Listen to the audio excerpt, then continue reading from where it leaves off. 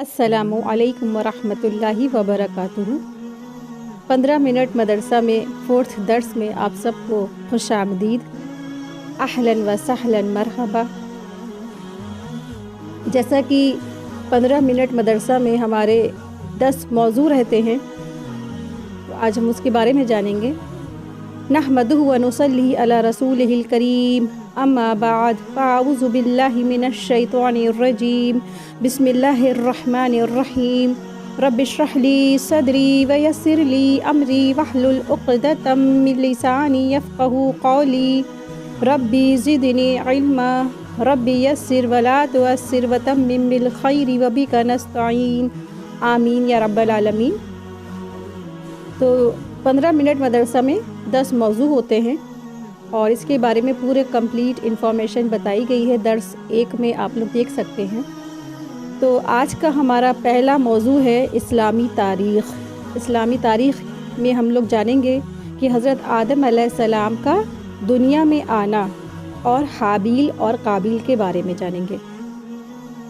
تو حضرت آدم علیہ السلام جنت میں تنہا رہ رہے تھے، بے چینی محسوس ہو رہی تھی ان کو، تو اللہ تبارک تعالیٰ نے ان کی تسلی کے لیے ان کے بائیں پسلی سے حضرت حوا علیہ السلام کو پیدا کیا اور دونوں کو حکم دیا کہ وہ اس درخت کے علاوہ جنت کی تمام نعمتوں کا استعمال کرے، لیکن شیطان نے وسوسہ ڈال کر ان کو بہکا دیا اور درخت کی خصوصیات بتائی کہ اگر آپ اس کا پھل کھا لیں گے تو آپ ہمیشگی کی جنت میں رہیں گے۔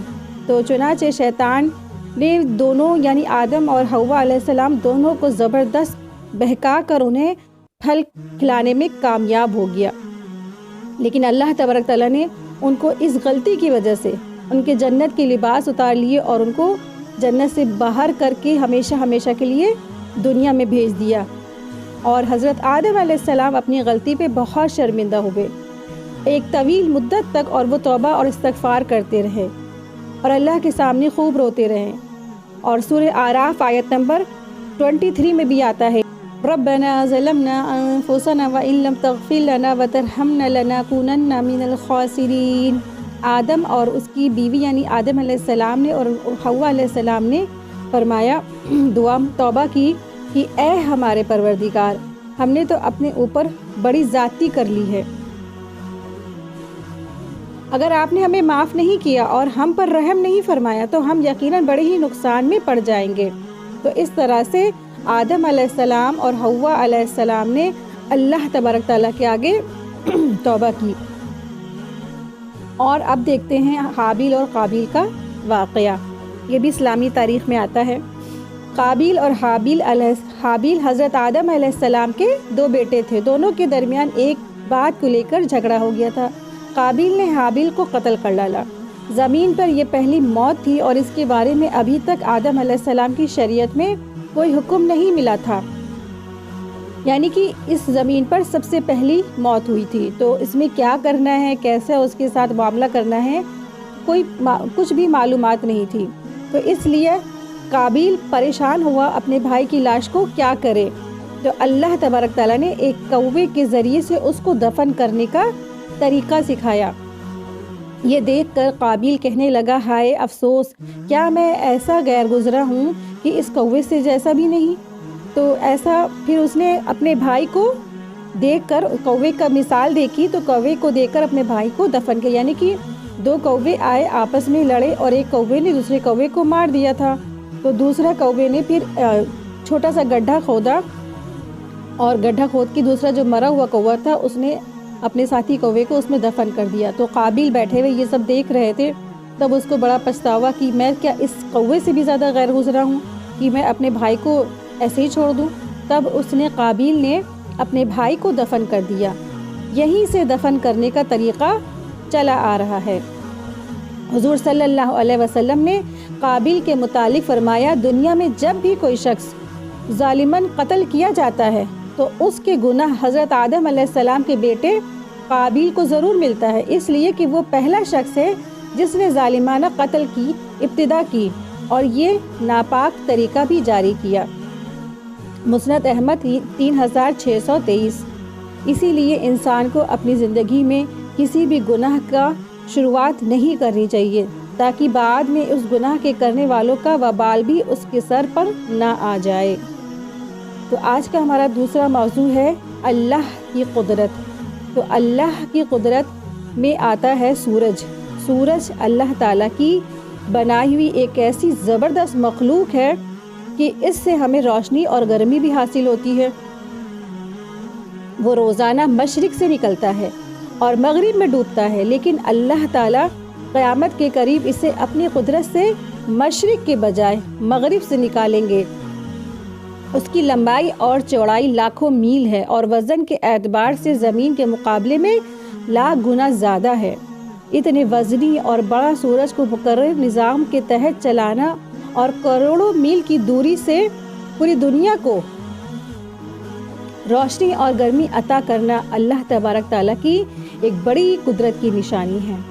اگر آپ دیکھیں کہ اگر ایک سورج جاڑوں میں نہیں نکلتا تو کیسی دنیا پریشان ہو جاتی ہے، اور جاڑوں میں جو ہے سورج کی زبردست ضرورت ہوتی ہے، اور پھر گرمی میں بھی اگر ایک دن بھی دھوپ نہیں نکلتی ہے تو انسان پریشان ہو جاتا ہے۔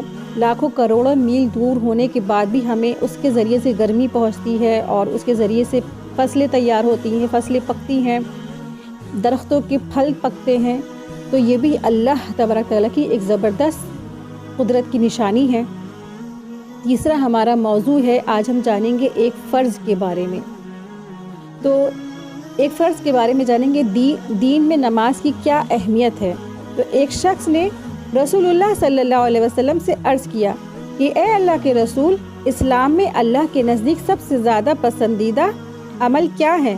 تو آپ صلی اللہ علیہ وسلم نے فرمایا، نماز کو اس کے وقت پر ادا کرنا، اور جو شخص نماز کو جان بوجھ کر چھوڑ دے اس کا کوئی دین نہیں ہے، اور نماز دین کا ستون ہے۔ ہمارا چوتھا موضوع ہے، ہم جانیں گے ایک سنت کے بارے میں۔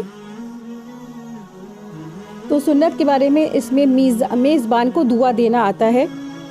تو حضرت عبداللہ بن بصر نے فرمایا، رسول اللہ صلی اللہ علیہ وسلم ہمارے والد کے پاس مہمان ہوئے تو ہم نے آپ صلی اللہ علیہ وسلم کے لیے کھانا تیار کیا۔ جب آپ صلی اللہ علیہ وسلم واپس ہوئے تو حضرت عبداللہ کے والد حضرت بصر نے حضرت حضور صلی اللہ علیہ وسلم کی سواری کی لگام پکڑ کر دعا کی درخواست کی۔ تو آپ صلی اللہ علیہ وسلم نے دعا فرمائی، اللہم بارک لہم فیما رزقتہم واغفر لہم وارحمہم۔ ترجمہ، اے اللہ، ان کو جو تو نے رزق دیا ہے اس میں ان کے لیے برکت عطا فرما اور ان کی مغفرت فرما اور ان پر رحم فرما۔ مسلم 5328 اس کا نمبر ہے۔ آج کا ہمارا پانچواں موضوع ہے، ایک اہم عمل کی فضیلت۔ تو ایک اہم عمل کی فضیلت میں ہم جانیں گے کہ ماہ محرم میں روزے رکھنا کیسا ہے۔ تو رسول اللہ صلی اللہ علیہ وسلم نے فرمایا، ماہ محرم، ماہ رمضان کے بعد سب سے افضل محرم کے مہینے کا روزہ ہے، اور فرض نمازوں کے بعد سب سے افضل نماز رات کی نماز یعنی تہجد کی نماز ہے۔ یہ صحیح مسلم کی حدیث 2755 میں آتا ہے۔ پھر اسی طرح سے عاشورہ کے روزہ کے بارے میں بھی جانیں گے، جو محرم ہی آتا ہے 10 تاریخ کو۔ رسول اللہ صلی اللہ علیہ وسلم سے محرم کی 10ویں تاریخ کے روزے سے متعلق پوچھا گیا تو آپ صلی اللہ علیہ وسلم نے فرمایا، یہ روزہ پچھلے سال کے گناہوں کا کفارہ ہے۔ صحیح مسلم 2747 اس کی حدیث نمبر ہے۔ ہمارا آج کا چھٹا موضوع ہے، آج ہم جانیں گے ایک گناہ کے بارے میں۔ تو بلا ضرورت مانگنے کا وبال کیا ہے؟ بلا ضرورت ہمیں کسی سے کچھ بھی نہیں مانگنی چاہیے۔ تو اسی کے بارے میں حدیث دیکھتے ہیں کہ رسول اللہ صلی اللہ علیہ وسلم نے فرمایا، جس نے سوال کیا حالانکہ اس کے پاس اتنا موجود تھا جس سے اس کی ضرورت پوری ہو سکتی تھی، تو قیامت کے دن اس حال میں آئے گا کہ اس کا چہرہ عیب دار ہوگا اور اس کے چہرے پر خراش ہوگی۔ ابو داؤد 1626۔ ساتواں ہمارا موضوع ہے، ہم جانیں گے دنیا کے بارے میں۔ تو حضور صلی اللہ علیہ وسلم کے گھر والوں کا صبر۔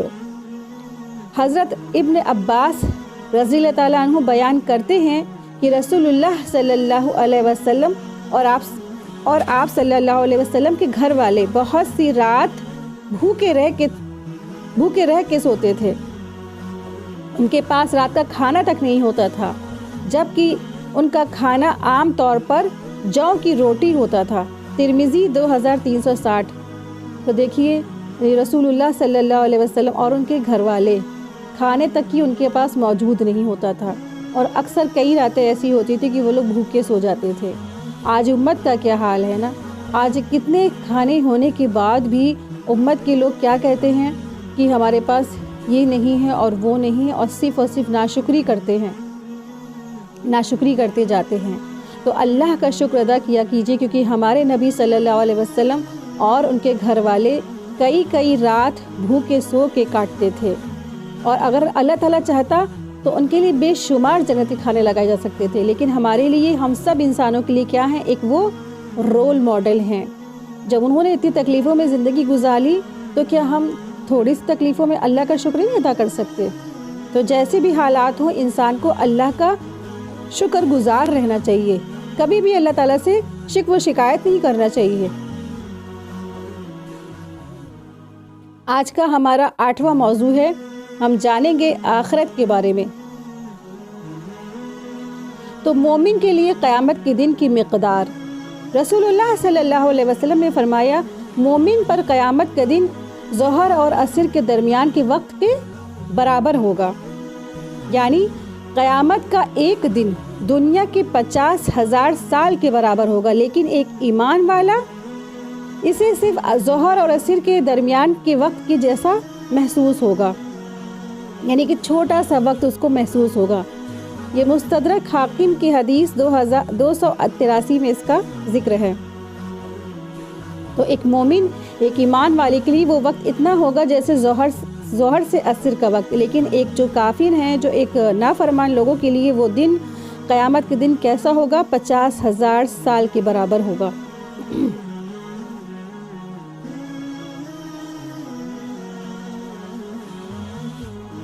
نواں ہمارا موضوع ہے طب نبوی سے علاج. طب نبوی سے علاج میں ہم جانیں گے کہ دبلے پن کا علاج کیسے کریں. حضرت عائشہ رضی اللہ عنہ فرماتی ہیں کہ جب میرے والدہ نے مجھے رسول اللہ صلی اللہ علیہ وسلم کے پاس رخصت کرنے کا ارادہ کیا تو میرے دبلے پن کا علاج کرنے لگی، مگر کوئی علاج کارگر نہ ہوا. پھر میں نے تر کھجوروں کے ساتھ ککڑی کھانا شروع کیا تو میں معتدل جسم والی ہو گئی، یعنی دبلا پن دور ہو گیا. ابن ماجہ 3324. قرآن کریم کی نصیحت. آج کا ہمارا 10واں موضوع ہے قرآن کریم کی نصیحت. قرآن میں آتا ہے، قرآن میں اللہ تبارک تعالیٰ فرماتے ہیں، کیا یہ لوگ زمین میں چل پھر کر نہیں دیکھتے کہ ان سے پہلے لوگوں کا انجام کیا ہوا؟ اللہ نے ان کو ہلاک کر ڈالا، اور ان کافروں کے لیے بھی اس قسم کی حالت ہونے کے والے ہے. اس لیے اللہ تعالیٰ اہل ایمان کا دوست ہے اور کافروں کا کوئی دوست نہیں ہے. تو اللہ تبارک تعالیٰ نے لوگوں کو وارننگ دی ہے، لوگوں کو ڈرایا ہے کہ تم لوگ اپنی اصلاح کر لو. کیا تم نے پہلے کے لوگوں کا حال نہیں دیکھا؟ سورہ محمد آیت نمبر 11 اور 10 میں آتا ہے کہ لوگوں نے چل پھر کر اور لوگوں کا جو پچھلی اقوام ہے ان کا حشر نہیں دیکھا؟ عاد اور سمود اور قوم لوط کی تم نے بستیاں نہیں دیکھی کہ ان کا حال کیا ہوا؟ اللہ تبارک تعالیٰ نے ان کو کس طرح سے ہلاک کیا. اس قدر نافرمانی تھی اور وہ ہلاک کر دیے گئے. اور کافر لوگوں کا کیا ہے؟ اللہ تبارک تعالیٰ، کافروں کا اللہ تبارک تعالیٰ دوست نہیں ہے، لیکن اللہ تبارک تعالیٰ مومنوں کا دوست ہے. اسی کے ساتھ ہی ہم لوگوں کی آج کی 15 منٹ مدرسہ کی کلاس مکمل ہوئی. اللہ تبارک تعالیٰ آپ سے اور ہم سے یہ عمل قبول فرمائے. آمین یا رب العالمین. سبحانک اللہم و بحمدک، اشہد ان لا الہ الا انت، استغفرک و اتوب الیک. السلام علیکم ورحمۃ اللہ وبرکاتہ.